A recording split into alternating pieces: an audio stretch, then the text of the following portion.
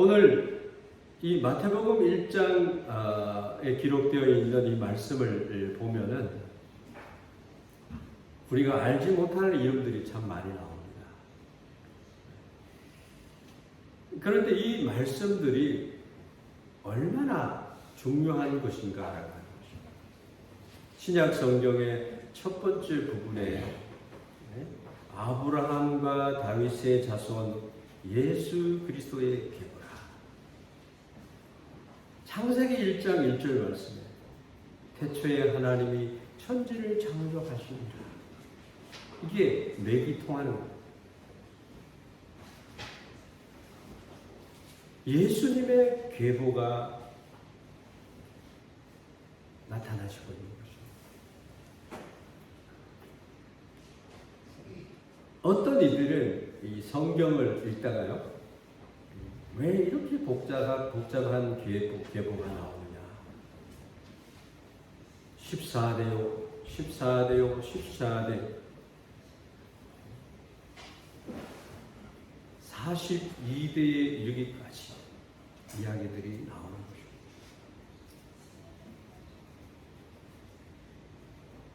왜 이렇게 복잡한 계보가 나오지 하다가 성경 읽기를 포기하는 사람들이 있다라는 얘기를 듣습니다. 이 말씀은 굉장히 귀하게 생각이 되어져야 하는 것입니다. 이 말씀은 이제 복음서가 증거하려고 하는 것에 대해서 우리가 알게 될 때, 나르고도 그래서 이 계보가 기록이 된 것이구나 하는 것을 오늘 우리들이 아셔야 됩니다. 이 계보에는 예수 그리스도의 조상들이 어떠한 분들이었구나, 그 이야기가 나오게 되는 것입니다. 그 계보를 따라서 예수님이 이어이어 베들레헴에서 나시고 나사렛에서 목수의 가정에서 성장을 하는 사람으로 30세까지 성장을 하셨고 3년 동안에 성령을 받은 이후 3년 동안의 공생애를 이루셨다는 것입니다. 그래서 예수 그리스도의 어깨에는 온 인류의 죄를 속량할 수 있는 아사셀량, 온 인류의 죄를 도말할 수 있는 그러한 하나님의 세상 죄를 지고 가는 하나님의 어린 양으로서 사명을 감당하기 위해서 이후에 예수 그리스도께서 이 땅에 오셨다. 그분이 어떠한 분이신지를 우리가 깊이 묵상하고 깊이 알아서 그 은혜의 삶을 우리가 누려야 된다라고 하는 것입니다. 이게 하나님의 뜻이에요. 마태복음은 유대인들이 읽게 되면 예수님을 가장 잘 이해할 수 있도록 기록된 복음서입니다. 왜 복음서가 4가지로 쓰여집니까? 원초적인 복음이 마가복음입니다. 아루가마마 있는 그대로의 말씀을 기록한 것이 마가복음입니다. 마태복음은 이스라엘 백성들이 선택받은 선민들에게 그들이 알아야 될 복음, 그것을 가장 뚜렷하게 볼 수 있도록 된 복음서가 마태복음. 그래서 나는 예수님을 믿지 못해서 하는 변명을 못하도록 하는 거예요. 누가복음은 이방 사람들이 보면은 가장 알기 쉽도록 되어 있는 목자들이 양을 치다가 별을 보고 베들레헴까지 가는 그런 기사들이 쓰여져 있습니다. 마태복음은 동방박사들이, 별을 연구하는 동방박사들이 예언의 성취다라고 하는 깨달음을 가지고 베들레헴에 양을 가는 거예요. 헤롯은 예수를 잡아 죽이기 위해서 많은 어린이들을 학살하기까지 이르는 것이죠. 요한복음은 예수 그리스도가 누구인지에 대해서 가장 잘 알 수 있도록 철학자든지 누구든지 지혜 고하를 막론하고 어느 민족 누구에게나 예수님을 알려고 했을 때 가장 알기 쉽도록 쓰여진 책이 요한복음입니다. 예수님이 하나님이신 것, 예수님이 말씀이 육신이 되어 우리 가운데 거하시니 은혜와 진리가 충만하더라 하는 말씀을 시작으로 우리들에게 남겨주신 예수님의 마지막 기도까지 요한복음에 다 들어있습니다. 그래서 마태복음 오늘 기록된 이 말씀 족보에 대한 부분을 읽을 때에 유대인들의 마음에 부정할 수가 없는 메시아다라고 하는 것을 인정하지 않을 수 없는 그런 은혜가 있는 줄 믿습니다. 여기에 요셉이 등장합니다. 오늘은 우리가 마리아만 많이 생각을 해왔다라고 생각을 한다면 요셉에 대해서도 우리가 알아야 돼요. 요셉이 어떠한 은혜를 받아 하나님의 어떠한 은혜를 받았는지에 대한 이야기가 쓰여져 있습니다. 잘 아시는 바와 같이 예수 그리스도는 요셉의 아들로 태어나지 않았다.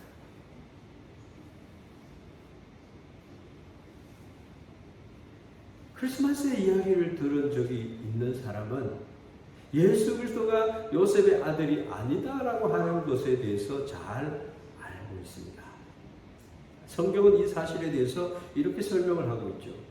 20절 말씀. 이 일을 생각할 때에 주의 사자가 현몽하여 이르되 다윗의 자손 요셉아 내 아내 마리아 데려오기를 무서워하지 마라. 그에게 잉태된 자는 성령으로 된 것이다. 마리아와 정혼을 하고 결혼하기 전에 가만히 아무도 모르게 마리아와의 정혼한 것을 끊으려고 했어요. 그때에 주의 사자가 나타났어요.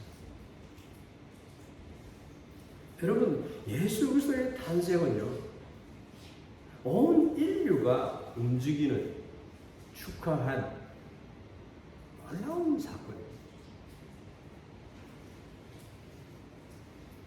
앞으로 예수 그리스도가 그 어깨에 메고 있는 그 은혜가 어떠한 것을 알 때에 예수님의 탄생이 얼마나 우리에게 기쁨을 주는지를 알 수가 있기 때문입니다. 여러분, 온 인류는 구세주 예수 그리스도를 다 기다리고 있었다. 믿으십니까? 구약의 성도들이나 신약의 성도들이나 장차 태어날 많은 사람들은 메시아를 기다릴 수밖에 없는 그 예수님이 오셨다. 지난주부터 우리가 대강절을 맞이하고 있습니다. 그런데 막상 메시아가 오니까 자기들의 선입관념 속에서 예수 그리스도를 인정하지 않는 교만한 자들이 많았다고 하는 거죠.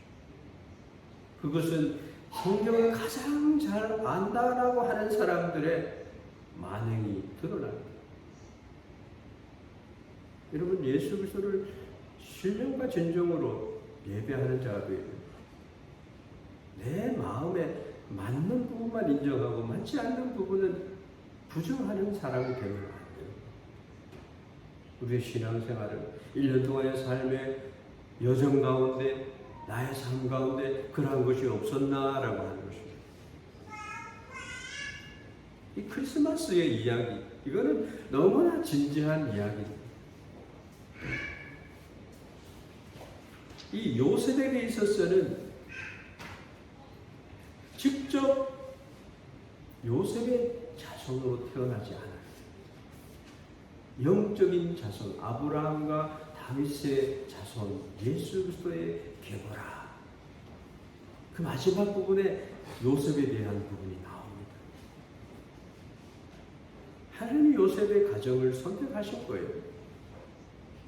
예수님의 아버지는 하나님입니다.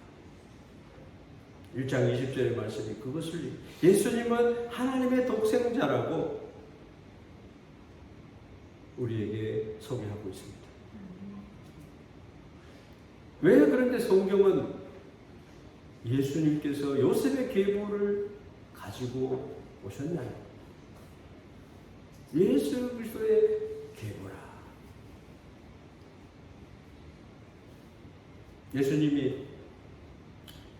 그것은 예수님이 사람이 되셔서 요셉과 마리아의 가정에서 태어났다라고 합니다. 그분이 구세주다라고. 그리고 요셉의 가계를 가지고 자녀로 자라나셨다. 그래서 예수님의 공생애가 시작되기 전까지는 예수님에 대해서 아무도 몰랐어요. 목수의 아들로만 생각해요.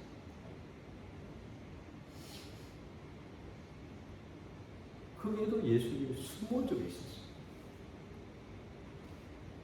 그래서 나사렛에서 무슨 선한 것이 나겠느냐, 그렇게 유대인들은 생각을 했던 것입니다. 아주 무시하고 사회 전체가 인정하지 않는 그 지역에서 구세주가 성장하셨다.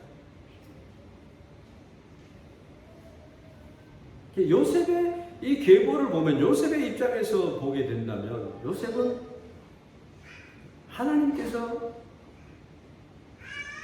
예수 그리스도께서 이 땅에서 성장해 갈 동안에 아버지의 역할을 하신 분이다. 그렇게 하나님께서 요셉을 선택해 주셨어요. 가만히 끊으려고 할 때 천사가 나타나서 두려워하지 말라. 성령으로 잉태된 하나님의 아들이다라고 하는 것을 말씀했습니다. 하나님께서는 요셉을 통해서 그리스도를 나타내시기를 기뻐하십니다. 그래서 성경은 의로운 사람 요셉을 소개하고 있습니다. 요셉의 계보를, 예수님의 족보를 들다보면 요셉의 이름까지의 그 계보들이 어마어마한 것이에요. 굉장합니다. 그리고 요셉은 의로운 사람이라고 소개가 됩니다. 우리 주변에도 보면 가문의 계보를 자랑하는 사람이 있습니다. 너무나 귀중한 것이죠. 케네디 가게라든지 가게가 있어요.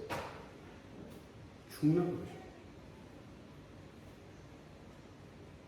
뭔가 계보를 얘기를 하면 자신도 위대해지는 것 같은 긍지를 갖는 거예요.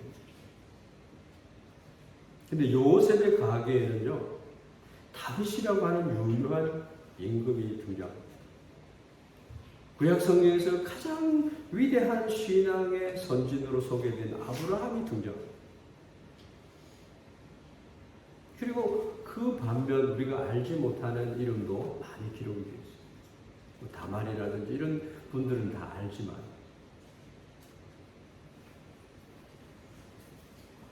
왜 이 복음서가 이 계보를 이렇게 기록을 하는가?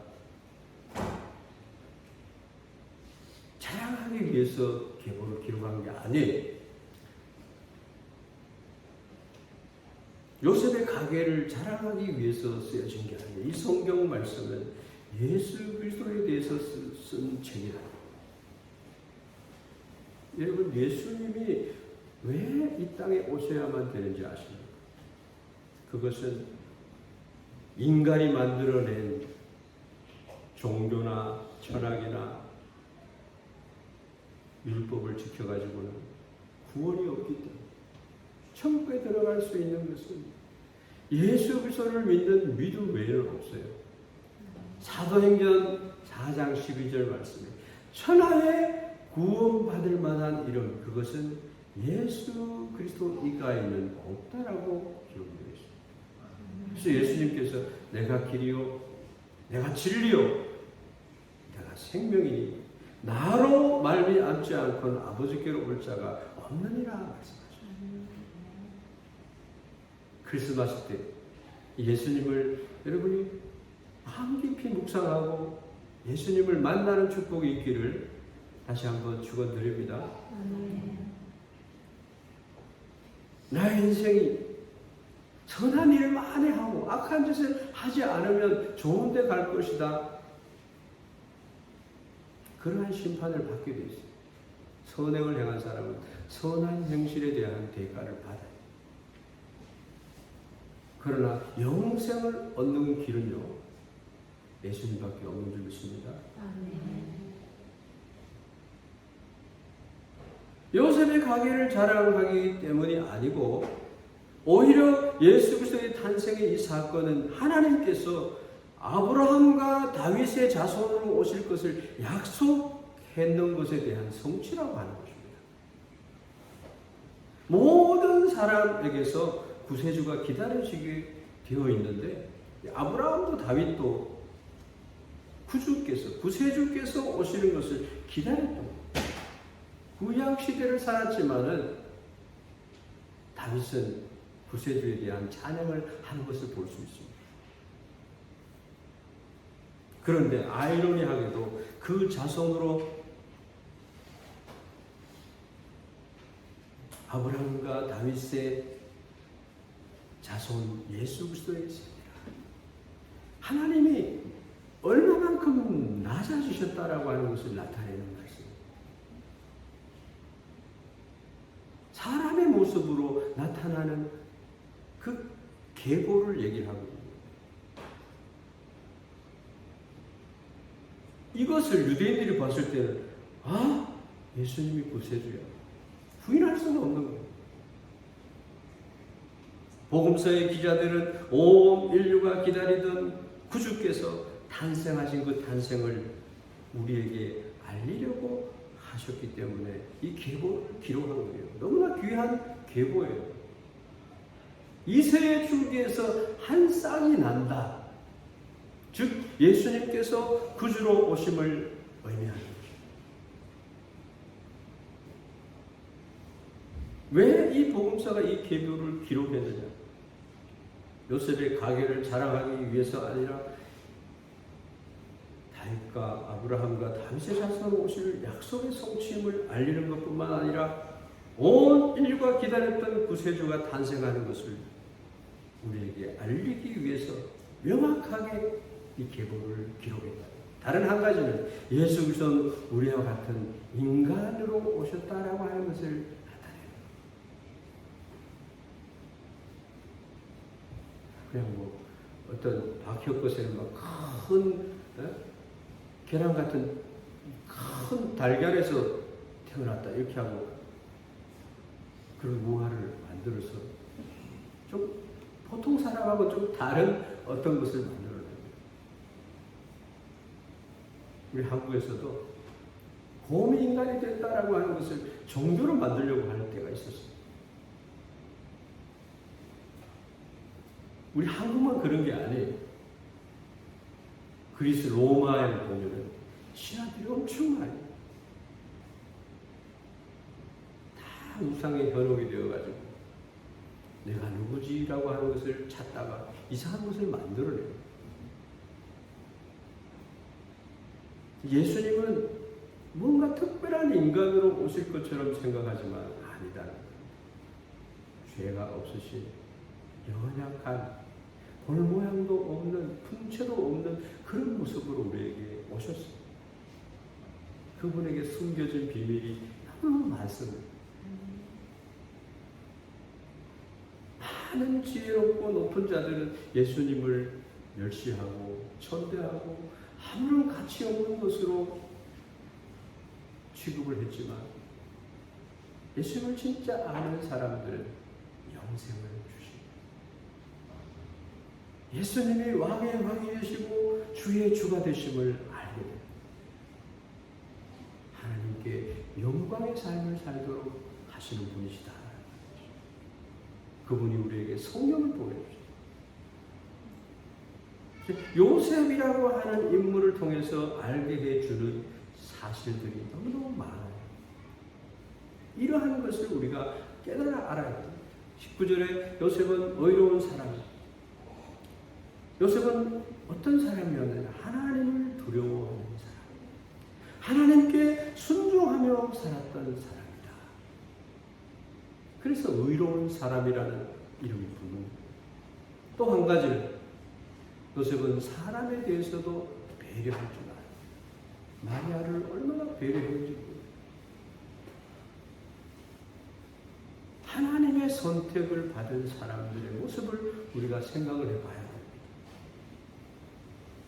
그는 조용히 약혼을 했던 마리아와 관계를 끊으려고 했어요. 19절 말씀, 그의 남편 요셉은 의로운 사람이라 그를 드러내지 아니하고 가만히 끊고자 하였다. 아마 요셉은 마리아의 임신을 언제 알게 되었는가? 어떻게 알게 되었는가? 성경은 그것에 대해서 얘기를 하지 않습니다. 중요하지 않기 때문에.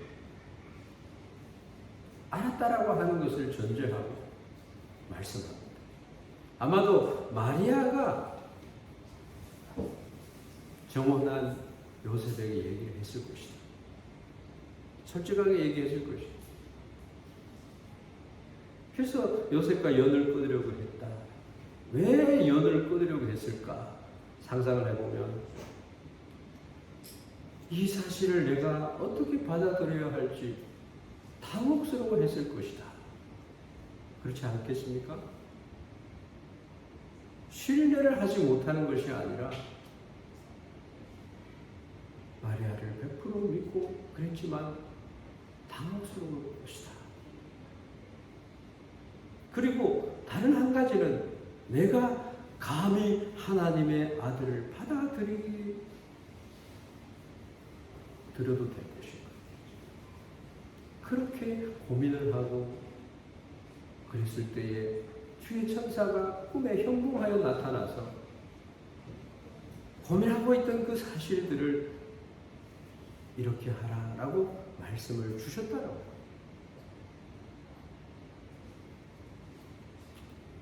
그러한 요셉을 하나님께서는 선택하셔서 그리스도를 맡기셨다. 피난도 갔지요. 여관이 없어서 어떻게 할까 안절부절했지요.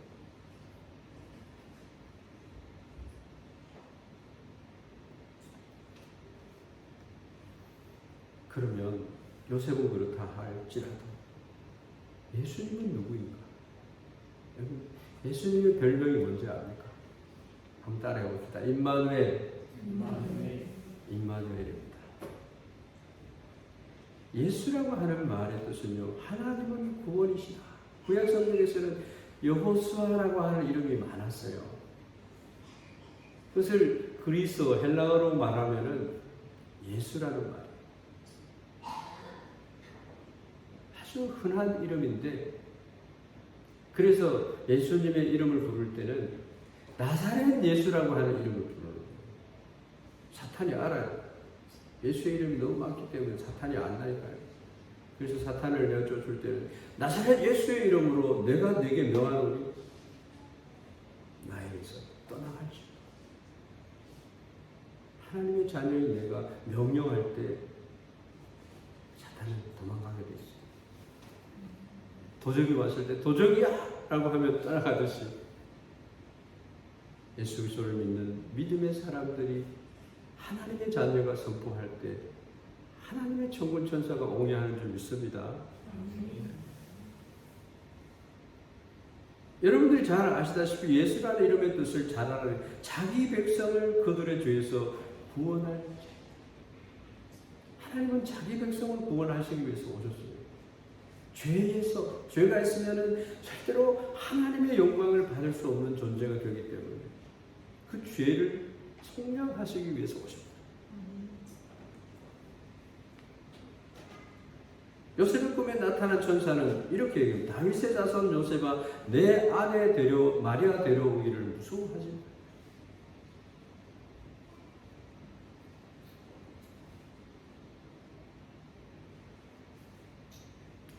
마. 요셉은 두려워했어요. 그런데 요셉 가운데요, 하나님의 함께 하심을 알게 되는 거죠. 천사가 와서 말씀하는 것을 듣고 하나님이 함께 하심을 경험하는 것입니다. 여러분, 우리가 환난 가운데 뭔가 고민 가운데 있을 때 하나님의 음성을 들어야 돼요. 하나님의 말씀이 나에게 어떻게 얘기를 하고 있는지를 내가 붙들어야 된다. 그럴 때에 자신의 인생이 두려움에서 바뀌게 됩니다. 하나님의 말씀을 붙들 때 성령이 역사하게 되는 줄 믿습니다. 내 자신은 아무 힘이 없어요. 내 자신의 생각하는 생각을 붙들면 내 자신은 완전하지 않기 때문에 넘어져. 천사는 네 걱정하는 것은 무용지물이다. 무용하다. 그렇게 말하는 거예요. 이 사건은 하나님이 자기 백성을 그들의 죄에서 구원하기 위해서 행하여지는 사건이야. 우리 모든 인간을 구원하시려는 하나님의 구원의 사역이야. 천사는 마리아가 낳는 아이에게는 예수라는 이름을 붙이라고 요셉에게 명령합니다. 이 자녀에게 이름을 붙이는 것은 예수의 아버지가 되기 위해 선정된 요셉에게 주어진 중요한 임무였다. 요셉의 역할이요 큽니다. 이 예수라는 이름은 온 인류에게 희망이 되는, 온 인류의 모든 죄값을 치러야 하는 죄값의 가치라는 거예요. 그래서 우리는 있지만 탈란톤의 빚을 탕감을 받은 거예요. 평생 갚아도 갚지 못하는 그 빚을 예수님이 다 갚아주셨어요. 그렇게 우리가 용서를 받고, 그런데 내 형제가 뭐 한 가지 잘못했다고 우리는 바보라고 나가라고 그러고 7번씩 70번씩이라도 용서해요. 490번. 7의 숫자가 나오는 것은 무한정, 완전할 때까지 용서해요. 그 은혜가 우리에게 있기를 주의 이름으로 축원합니다.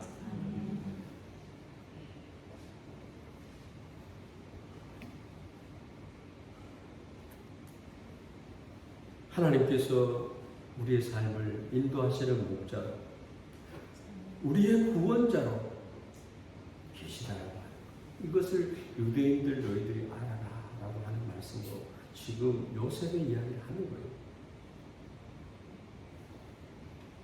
그리고 별명으로 임마누엘, 하나님이 우리와 함께 계시다. 마태복음 오늘 본문의 23절, 보라 처녀가 잉태하여 아들을 낳을 것이요 그 이름은 임마누엘이라 하리라 하셨으니 이를 번역한즉 하나님이 우리와 함께 계시다 하니라. 이사야서 7장 14절에 있는 말씀입니다. 하나님은 우리와 임마누엘 하시려고 예언하신 말씀, 복음서의 말씀처럼 오셨다라고 하는 거예요. 옛날 700년 전에 이사야가 예언한 말씀을 그대로 성취하셔서 오셨다라고 하는 거죠. 하나님의 말씀은 1.1획도 떨어지는 말씀이 없습니다. 예수님은 장차 구름, 하늘로 승천하신 아리사마노 마마 재림하실 줄 믿습니다. 임마누엘이라고 하는 말씀 속에 크리스마스의 의미가 들어있어요. 하나님 편에서 보면은 우리들에 대한 긍휼하심과 사랑하심으로 다가오신 겁니다.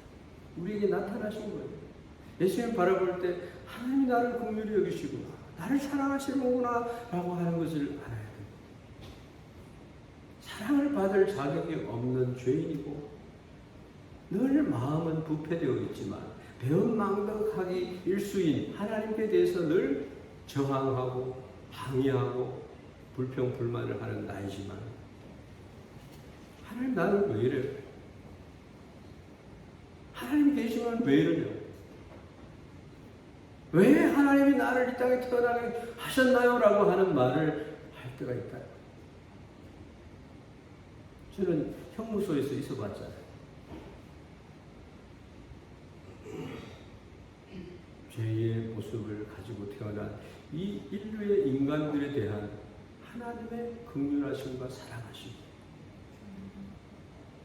정말로 설명할 수 없는 하나님의 우리를 향하신 크신 은혜를 돌아보면 하나님을 알게 되면 하나님 은혜였네요. 값없이 받을 수 있는 축복, 영광, 신분의 변화가 주어졌다. 여러분, 임마누엘의 축복이 그런 거예요. 왜 그런지 아십니까? 하나님은 우리 인간과 함께 있어야 할 의무가 전혀 없는 겁니다. 그런데 웬 말인지 하나님께서 죄인인 우리 인간을 버리지 아니하셨고 오셔서 우리와 함께 계시고 영생으로 인도하십니다. 이것이 크리스마스입니다. 할렐루야.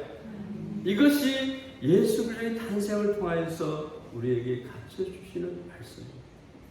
그래서 우리는 크리스마스를 축하하며 하나가 되며 하나님의 영광을 함께 노래하는 것입니다. 예수님의 이 임마누엘의 이름은 우리에게 축복의 의미를 명확하게 말씀하고 있는 것입니다. 그런데도 하나님 날 사랑하지 않는다 할 수 있습니까? 하나님 없다고 할 수 있습니까? 임마누엘 하신 하나님의 평강이 오늘 여러분과 여러분 가정에 충만하시기를 주의 이름으로 축원합니다. 네, 마지막으로 예수 그리스도의 아버지, 예수 그리스도의 아버지가 되어주기로 결심하는 요셉을 볼 수 있습니다. 하나님께서 요셉에게 일방적으로 베풀어 주신 은혜입니다. 마리아의 창가를 여러분 아시죠? 이 비천한 몸에 하나님의 영광을 입혀주셨군요. 하나님이 이 비천한 몸에 하나님의 아들이 태어나는 축복을 주셨군요. 라고 하면서 마리아의 창가가 나옵니다.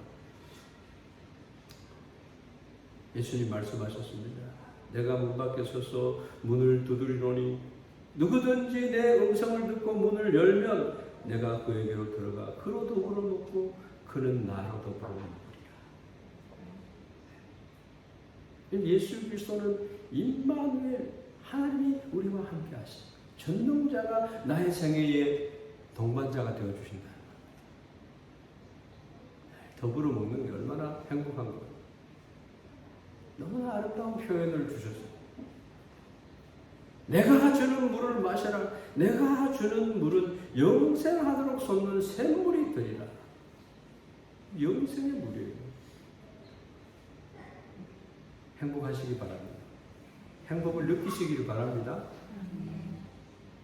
우리는 어떠할 때 하나님이 나와 함께 계시다는 사실을 실감할 수 있나요? 모든 것들이 자기의 생각대로 진행될 때, 행복한 삶을 내가 누리고 있을 때, 하나님이 나와 함께 계시다 이렇게 생각합니까? 아닙니다. 무시로 내가 가장 절망 가운데 있을 때, 사방에 우겨쌈을 당했을 때, 정말 나의 인생을 원망하고 싶을 때 하나님이 임마누엘 하시는 줄 믿습니다. 흔히 어려운 역경 속에 사는 사람들이 말하기를 이 세상에는 하나님이 계시지 않아. 부처도 없어. 하나님은 자기에게 무관심하고 아무런 도움도 주지 않는다라고 말합니다. 탄식하고 자포자기하고 그래서 자살까지 해요. 또 어떤 사람들은 이렇게 생각할지도 몰라요. 정말 하나님의 말씀을 따르고 모범적으로 사는 사람의 삶에는 하나님이 함께 해주시지만, 그 사람은 도와주시지만 맨날 실패만 저지르고 하나님께 기뻐하지도 않고 무능하게 사는 내 자신의 인생에는 하나님이 함께 해주지 않아. 그렇게 하나님을 평하는 사람이 있어요. 어떤가요? 그런데 성경은 우리에게 이렇게 말합니다. 이 임마누엘의 축복을 내가 너희들에게 준다. 그것은 이러이러한 사람들이 생각하는 어떠한 조건에 따라 달라지거나 없어져 버리는 것이 아닌 그러한 축복을 내가 너희들에게 준다. 그게 뭡니까? 크리스마스. 그리스도를 주셨다. 임마누엘이라고 하는 말은 하나님 편에서 우리에게 주신 일방적인 은혜. 아무리 내가 어리석은 삶을 보냈다 하더라도 하나님은 그에게 임마누엘 하십니다. 하나님이 계시지 않는다고 중얼거리는 사람의 삶에도 하나님이 함께 하십니다. 영접하는 자, 그 이름을 믿는 자들에게는 하나님의 자녀가 되는 권세를 준 줄 믿습니다. 하나님의 축복이 예수 그리스도께서 이 땅에 오신 이유랍니다. 이유. 나를 축복하시기 위해서 예수님이 임마누엘로 함께 하신다는 겁니다. 예수의 이름에는 그러한 비밀이 숨겨져 있습니다. 예수,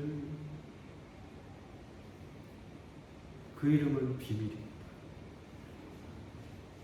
예수 그리스도는 인생의 해답이고 인생의 모든 문제를 풀어가는 열쇠입니다. 자기 자신을 바라보지 마세요. 주님께 기도하고 기다리세요.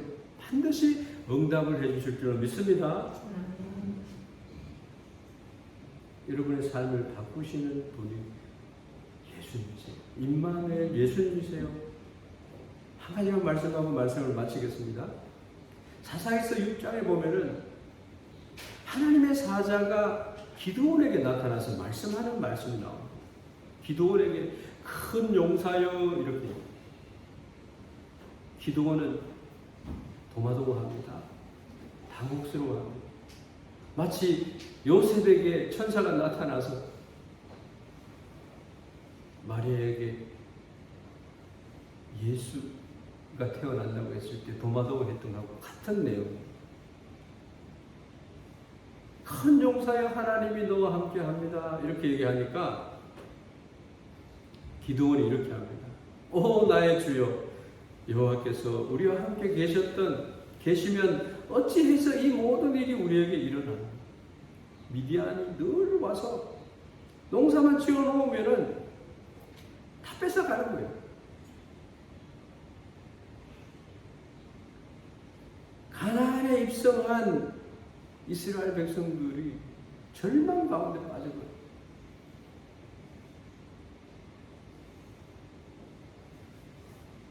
이제 여호와께서 우리를 버리사 미디안의 손에 우리를 넘겨주셨나이다. 이렇게 얘기를 하는 거예요. 그런데 애굽에서 우리를 올라오게 하신 것이 아니냐 이렇게 얘기하지 마세요. 과거 이야기입니다. 그럴 때 하나님이 기도를 향해서 얘기합니다. 너는 가서 이 너의 힘으로 이스라엘을 미디안의 손에서 구원하라. 내가 너를 보낸 것이 아니냐. 할렐루야. 여러분 임마누엘 하는 여러분의 삶은요 세상을 향해서 여러분 파송받은 사람들이에요. 절망하는 세상에게 여러분들이 위대하게 세워진 그러한 기도원인 줄 믿습니다. 오 주여 내가 무엇으로 이스라엘을 구원할까요? 보소서 나의 집은 므낫세 중에 극히 약하고 나는 내 아버지 집에서 가장 작은 자입니다. 자기 가문을 보고요. 나의 부모를 보고요.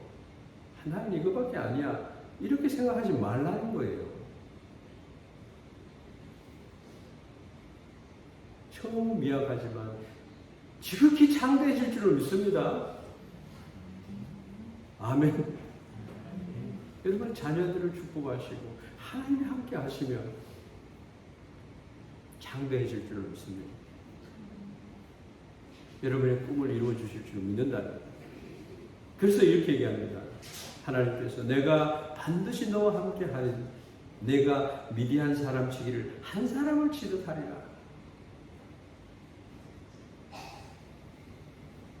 기도는 맨날 숨었어요. 적이 덮쳐오면은 항상 두려워했어요. 놀라면서 숨기 바빴어요. 그러한 기도원에게 큰 용사여 하면서 하나님이 불러세웠습니다. 가장 적합하지 않는 말을 들었을 때 기도원은 항의를 합니다. 하나님 가만히 계셨는데요. 이제 이렇게 얘기를 합니다. 기도원이 생애가 어떻게 변화되었어요? 기도원 같은 사사가 없어요. 다만 그다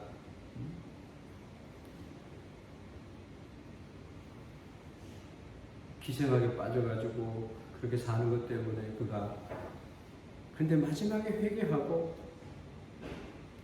하나님을 모욕하는 자들을 다 멸절시키는 그러한 위대한 업적을 또한 남기게 되는 거죠.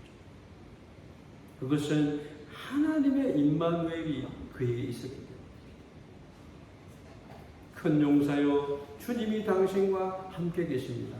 함께 해봅시다. 큰 용사여 주님이 당신과 함께 계십니다. 믿으십니까? 하나님과 함께하는 사람은요 두려움이 없어져요. 내 힘으로 살아가는 사람들이 아니에요. 세상이 감당하지 못하는 사람이 되어버렸어요. 이것이 임마누엘의 축복. 이 사실을 받아들일 때에 낙타뼈 하나 가지고 1000명을 그냥 다 죽여버려요. 기도원의 생애에 대전환이 일어납니다. 주의 천사가 말한 용사, 큰 용사가 되었습니다. 여러분, 요셉이 그랬어요. 마리아 데려오기를 두려워 말라. 임마누엘의 축복이 임한 줄 믿습니다. 우리는 이 복음서를 통해서 임마누엘이라 하리라. 하나님이 너와 함께 계신다. 마리아를 아내로 받아들였습니다. 아들에게 이름을 지어 호적을 기록을 했습니다. 예수 그리스도를 키우고 아버지의 역할을 했습니다. 요셉은 하나님께서 언제나 자신과 함께 계시고 역사하시는 것을 믿었다. 하나님 만난 사람들은 적어도 이래야 돼요. 임마누엘의 축복은 구세주의 오심을 기다리고 영접하는 자에게 누구에게나 주시는 은혜인 줄 믿습니다. 현재 내 삶이 인생이 아무리 괴롭고 어렵고 연약할지라도 하나님이 함께 하시면 건강하고 장수하고 나의 생애를 통해서 더 아름다운 일을 이루어 가시는 하나님을 만나게 될 것입니다. 그 하나님의 아들 예수 그리스도께서 우리에게 임마누엘로 오셨기 때문에 이게 크리스마스의 사건입니다. 24일을 기다리면서 2000여 년 전에 오신 예수 그리스도를 만나고 그분과 함께 새롭게 놀라운 생애를 살아가는 여러분이 되기를 주의 이름으로 축원합니다. 기도하겠습니다. 하나님, 저희들을 고아와 같이 버려두지 아니하시고 성령을 보내주시고 예수 그리스도를 보내주셔서 예수님의 십자가의 공로의 은혜로 하나님이 늘 우리와 함께 하시는 임마누엘의 축복을 주신 것을 감사합니다. 하나님, 내가 살아가는 생애 가운데 가장 기쁜 것은 예수 그리스도를 만난 이 임마누엘의 축복이라고 하는 사실을 기억하며 날마다의 삶 속에 주의 영광을 높이 드러내는 우리의 삶이 되게 하여 주시기를 원합니다. 하나님, 주님께서 늘 함께 하심을 경험하는 우리 모두가 되게 하여 주시옵소서. 이 샌다이 교회 하나님이 임마누엘 하심을 늘 기억하면서 하나님과 함께 걸어가는 우리 교회가 되어지게 하여 주시옵소서. 예수 그리스도의 이름 받들어 기도하옵나이다. 아멘.